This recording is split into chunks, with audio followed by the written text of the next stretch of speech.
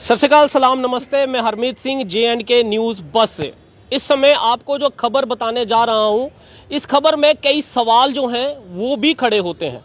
फिलहाल आप जो मेरे पीछे ये जो देख रहे हैं जमावड़ा, ये जम्मू म्यूनसिपल कॉरपोरेशन में काम करते हैं और सफाई कर्मचारी हैं।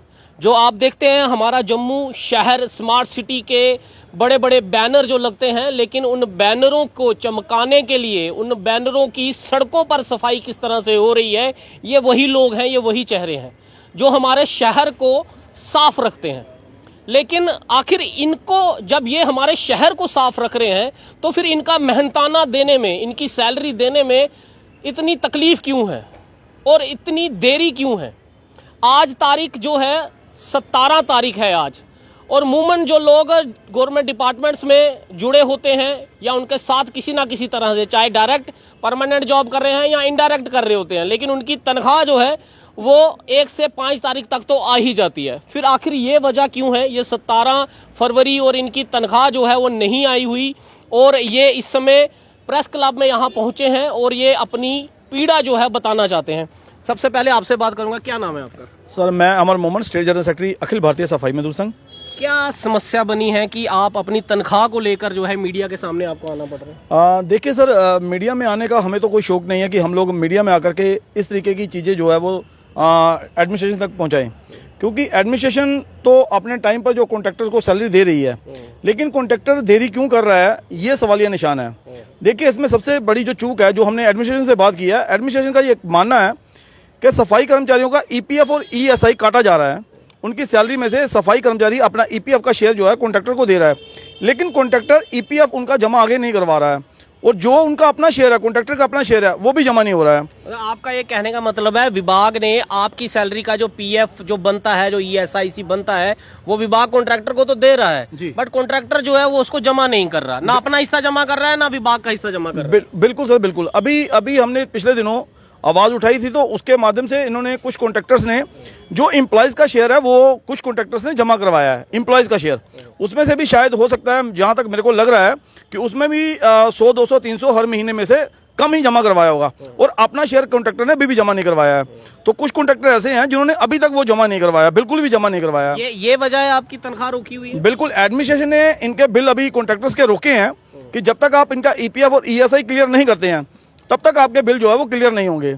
अब सवालिया निशान ये है कि सफाई कर्मचारी बेखूबी अपना टाइम पर काम कर रहा है, चाहे वो कोविड जैसी महामारी हो, प्लेग जैसी महामारी हो, जहां आज स्मार्ट सिटी के जो बड़े बड़े प्रोजेक्ट चल रहे हैं, उसमें सबसे आगे सक्षम होकर सफाई कर्मचारी काम कर रहा है। लेकिन सफाई कर्मचारियों को इतनी मेहनत करने के बावजूद भी और उनको अपना मेहनताना ना मिले, तो ये बहुत बड़ी बात है। तो देखिए, आज डेट जो है वो 17 तारीख हो चुकी है, अभी तक NGO वर्कर्स की सैलरी नहीं आई। कम से कम 1700 के या 1800 के करीब हमारा NGO पर लगा सफाई। 1800 लोगों की तनख्वाह रुकी हुई है। बिल्कुल सर, इस महीने की। बिल्कुल।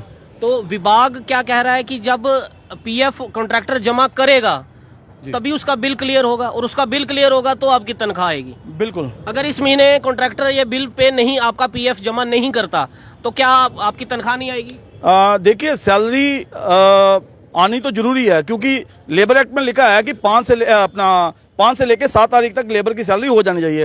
वो पिछले दिनों हमने काफ़ी जदोजहद करने के बाद, हम लोग लेबर कोर्ट में जाने के बाद, और कॉन्ट्रैक्टर्स ने सैलरी जो आई थी वो 5 से लेकर 7 तारीख तक सभी की टाइम टू टाइम आ रही है। अब लास्ट 2 मंथ ये जो गुजरे हैं, एक पिछला और एक ये मंथ जो है, इसमें ही सैलरी का जो है इशू बना हुआ है कि सैलरी टाइम पे नहीं आ रही थी। इससे पहले ठीक आ रही थी, सही हो चुकी थी, 1 साल से सैलरी टाइम पे आ रही थी। लेकिन देखिए, गलती कॉन्ट्रैक्टर्स की है, खामियाजा सफाई कर्मचारी भुगत रहा है। जब एम्प्लॉयज़ को जो कॉन्ट्रैक्टर्स है उसको time to time EPF ESI department दे रहा है, जमा इन लोगों ने नहीं करवाया, तो उसका खामियाजा भी सफाई कर्मचारी भुगते। मैं इससे आपसे एक सवाल ये पूछना चाहूंगा, क्या आपने इसमें जम्मू म्यूनसिपल कमिश्नर से कोई बातचीत की है? जी, हमने एडमिनिस्ट्रेशन से बात की है, और एडमिनिस्ट्रेशन का ये कहना है कि इन गरीब मजलूम सफाई कर्मचारियों का जो EPF का पैसा कटा है, हम कॉन्ट्रैक्टर से वो निकलवाना चाहते हैं, क्योंकि पिछले बार भी जो इनसे पहले जो कॉन्ट्रैक्टर थे, उस टाइम पे भी कम से कम 47 करोड़ का जो EPF का पैसा कटा था, वो जो कॉन्ट्रैक्टर ने जो अपना एक हायर किया हुआ आदमी था जो EPF और ESI को देखता था, वो 47 करोड़ का जो घोटाला करके वो यहाँ से रफू चक्कर हो गया। अब यही स्थिति यहाँ पर दोबारा रफू चक्कर हो गया। बिल्कुल सर, बिल्कुल। वो पैसा वापस नहीं आया। पैसा कहाँ से आएगा? बंदा ही यहाँ से फरार हो गया। डिपार्टमेंट का दिया हुआ कॉन्ट्रैक्टर को 47 करोड़ रुपया वो कॉन्ट्रैक्टर लेकर भाग गया। सर, ये वो सफाई कर्मचारियों का पैसा है जो बड़ी धूप बारिश, हर मौसम में सुबह 4 बजे उठते हैं और सफाई का कार्य करते हैं। उस पैसे की जो है वो अनदेखी की गई और वो 47 करोड़ को लेकर जो है वो रफू चक्कर हो गए। उसके लिए सफाई कर्मचारियों ने प्रदर्शन किया? जी, प्रदर्शन भी किया था। कुछ लोग उनको बचाने के लिए उनकी सपोर्ट में खड़े हो गए, जिस वजह से वो कोई आगे कार्रवाई बनी नहीं है, क्योंकि अभी वो केस जो है वो क्राइम ब्रांच में चल रहा है। तो हमें उम्मीद है कि क्राइम ब्रांच में अगर केस गया है तो उसके ऊपर जो है वो कार्रवाई होगी। एक सवाल विभाग से करना चाहूंगा, ये कॉन्ट्रैक्टर क्यों चाहिए आपको? वो कॉन्ट्रैक्टर जो 47 करोड़ रुपया लेकर इन सफाई कर्मचारियों का वो मेहनताना था, वो लेकर भाग गया। मुझे लगता नहीं वो मेहनताना इनको मिला होगा, पीएफ ऐसी, वो भी कोई बड़ा गपला होगा, चलो वो क्राइम ब्रांच में है। लेकिन विभाग से एक सवाल है, मूमन देखा जाता है जो कॉन्ट्रैक्टर होता है, आप उसको 500 दोगे, वो इनको 400 देगा। गलत तो नहीं बोल रहा हूँ? ठीक बोल रहा हूँ? तो आप 500 ही क्यों नहीं दे देते इनको? आप 400 वाला क्यों ढूंढ रहे हो? आपको किस लिए कॉन्ट्रैक्टर चाहिए? क्या आपके डिपार्टमेंट में इतनी मैन पावर नहीं है? एक अकाउंटेंट नहीं है ऐसा जो इनका पीएफ का हिसाब रख सके, इनके ईएसआई का हिसाब रख सके? उसके लिए आपको एक कॉन्ट्रैक्टर चाहिए, और वो कॉन्ट्रैक्टर चाहिए जो इन लोगों का पैसा आप तो दे रहे हो लेकिन वो अपनी जेब में डाल रहा है, वो जमा ही नहीं कर रहा। वो आपको भी चूना लगा रहा है, इनको भी चूना लगा रहा है, और आप इनको कह रहे हो कि जब तक कॉन्ट्रैक्टर को पैसा पीएफ का नहीं जमा करेगा तो इनको सैलरी नहीं देंगे। ये महीना सुन रहे हैं आप कौन सा है? फरवरी का महीना है, मार्च का महीना है। इनमें से कई मेरी बहनें, कई मेरे भाई ऐसे होंगे जिनके बच्चों की अभी शायद कुछ रह रही होगी फीस, 1-1.5 महीने की, 2 महीने की। इस महीने आप इनको अगर पैसा नहीं दोगे तो हो सकता है इनके स्कूल, जिन स्कूल में इनके बच्चे पढ़ते हैं, शायद वो स्कूल वाले इनको एग्जाम ना देने दे, क्योंकि ये भी एक हमारा बहुत बड़ा एजुकेशन का सिस्टम, खराब सिस्टम है ये। और आप लोग कॉन्ट्रैक्टर ढूंढ रहे हो। 500 इन्हीं को दे दो, क्यों 400 उसको दे रहे हो? आप जो 100 रुपया अगर किसी कॉन्ट्रैक्टर को दे रहे हो, वो 100 रुपया एक अनएम्प्लॉयमेंट, एक बेरोजगार युवा को दे दो, बिठा लो अपने विभाग में, उसको बोलो इनका अकाउंट का सिस्टम सारा रखे, पीएफ का रखे, ईएसआईसी का रखे, खुद जाकर जमा करे, इनका भी हिस्सा काट कर जमा करे, अपना भी हिस्सा काट कर जमा करे। लेकिन एक फ्रॉड कॉन्ट्रैक्टर जो है वो आप कह रहे हो, ये पहले ही बता रहे हैं 47 करोड़ रुपया जो है वो क्राइम ब्रांच में केस चल रहा है, उसकी तो चलो मैं बात ही नहीं करूंगा। लेकिन अभी भी कॉन्ट्रैक्टर जो है वो भी वही हिसाब कर रहे हैं कि पीएफ आप दे रहे हो और ये जमा नहीं कर रहे। ये मेरी बहन यहाँ पर खड़ी है, क्या नाम है आपका? जी, शामली शाम।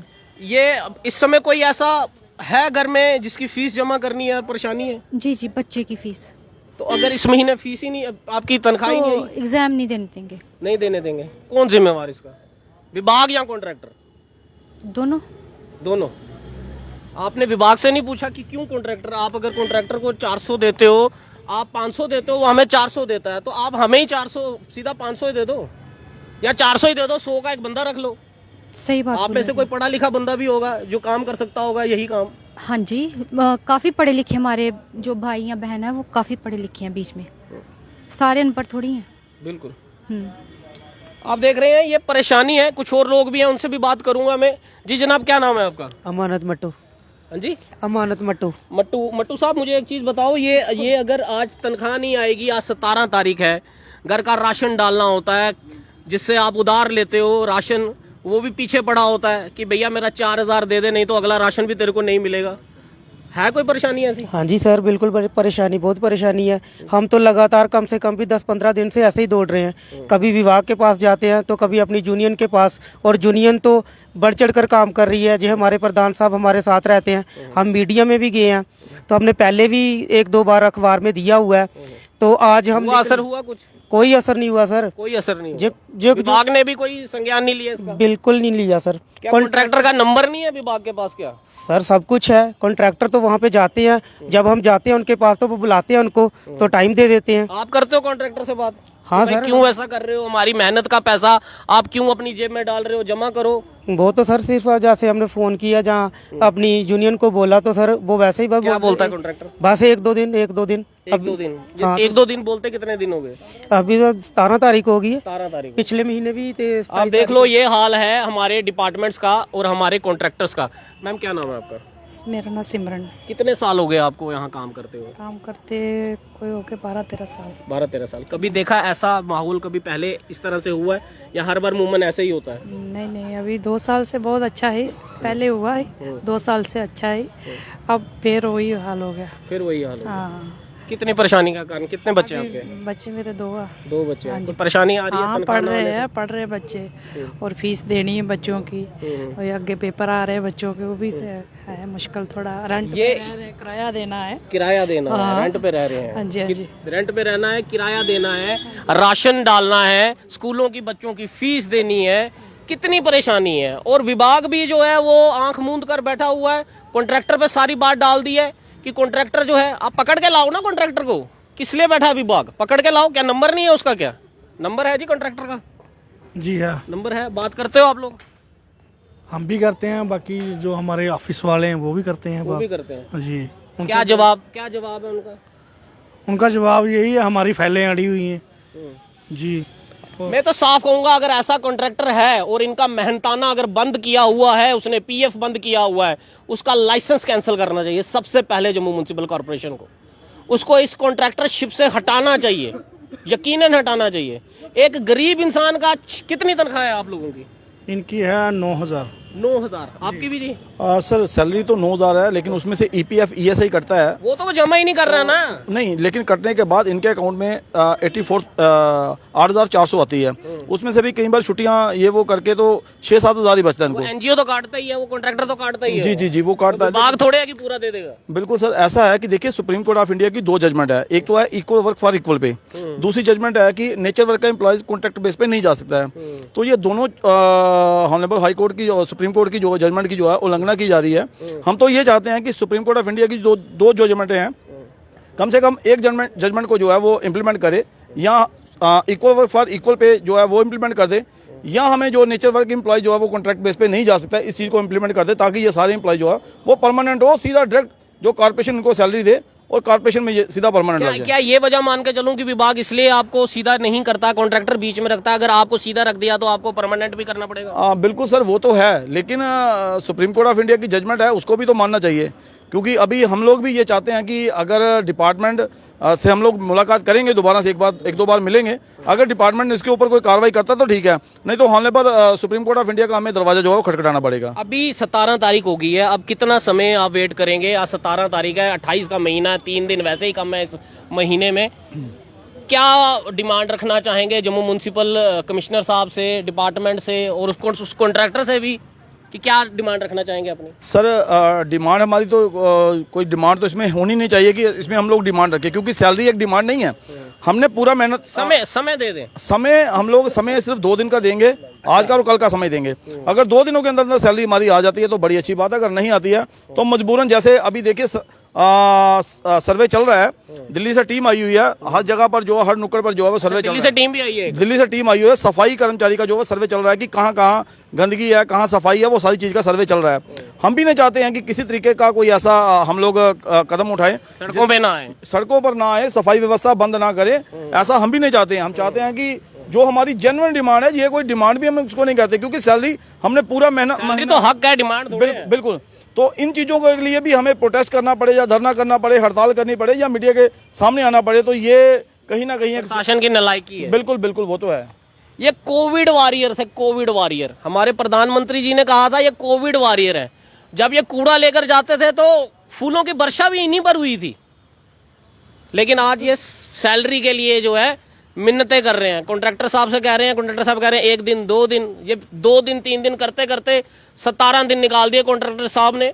और विभाग ने भी जो है एक ऐसा अड़ियल बिहेवियर रखा है कि कॉन्ट्रैक्टर को जो हम पैसा दिया है, जब तक वो जमा नहीं करेगा, हम बिल उसके क्लियर नहीं करेंगे, हम तनख्वाह आपकी नहीं दे सकते, हमारी जिम्मेवारी नहीं है, यह कॉन्ट्रैक्टर की जिम्मेवारी है। अब जनता, आप तैयार रहें, क्योंकि 2 दिन का समय इन्होंने दिया है और हमने देखा है ये जो बोलते हैं करते भी हैं। तो फिर आप सड़कों पर गंद देखने के लिए तैयार रहें और डिपार्टमेंट भी तैयार रहे, क्योंकि उस समय मीडिया जब सड़कों पर गंद पड़ा होगा तो डिपार्टमेंट की आलोचना तो आज कम हो रही है, लेकिन उस दिन बहुत ज़्यादा होगी। और जो सर्वे टीम आई है वो भी तमाशा देख कर जाएगी कि आखिर जम्मू कश्मीर में जिनको कोविड वॉरियर हमारे प्रधानमंत्री, माननीय प्रधानमंत्री, जिनको कोविड वॉरियर फूलों की वर्षा की जाती थी, वो अपनी तनख्वाहें लेने के लिए भी जो है वो यहाँ पर मिन्नतें करते हैं और विभाग कहता है ये हमारी जिम्मेवारी नहीं है। तो जिम्मेवारी आखिर है किसकी? आप लोग भी जो है कमेंट में अपनी राय जरूर दीजिए और वीडियो को शेयर कीजिए, सबसे ज्यादा शेयर कीजिए। और मैं कहूंगा जम्मू म्युनिसिपल कॉर्पोरेशन टैग कीजिए, टैग कर ये शेयर कीजिएगा ताकि उनके बहरे कानों तक भी ये खबर जो है वो जरूर पहुंचे। दीजिए इजाजत मेरे को, मैं हरमीत सिंह, JNK न्यूज़ बस से। जय हिंद।